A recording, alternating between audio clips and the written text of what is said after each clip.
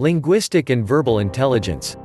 Communication and thought are the greatest differences between humans and animals. Everybody can speak or communicate in one way or another. We've been learning it since we were born. However, there are some people who can do it better than others. They have a way with words. They get along with others easily.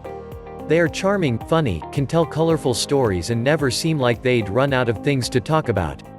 If you already recognize yourself in the short description above, it is highly likely that verbal intelligence is your forte.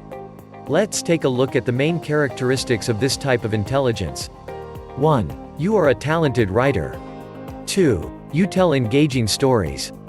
3. You're good with crossword puzzles. 4. You like to participate in arguments, and usually win. 5. You're considered to be funny. 6. You give clear explanations.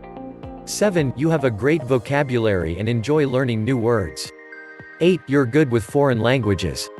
If you matched more than 4, it is almost certain that you are gifted with verbal intelligence. Don't forget, people can excel in several intelligence types. Verbal intelligence is a very complex category that we can break down into 3 subcategories or dialects. 1. Spoken language. Being a good public speaker requires several skills. You have to have a powerful, charismatic air, good language, you have to present whatever you talk about in an engaging manner.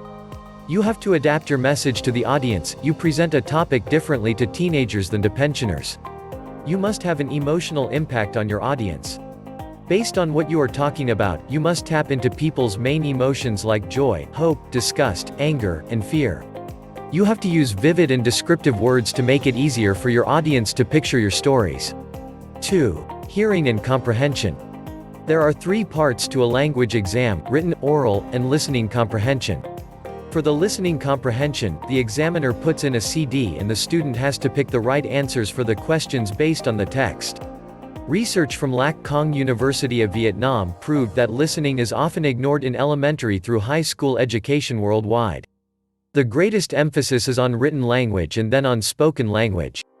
It is important to practice listening exercises as much as possible. Good communication is bidirectional. It is not enough to spill out your message, it is also essential to understand the response. This includes the comprehension of the other person's speaking style, accent, pronunciation, etc. To improve listening and comprehending skills, it can be a good exercise to rephrase what our speaking partner has said. After he finishes his thread, ask him.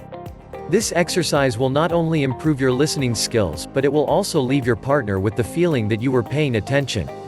3. Written language. Some people might not be the best public speakers because even if they have all the material they need to put together a good speech with a clear message, they lack the charisma and courage to transmit it to the people.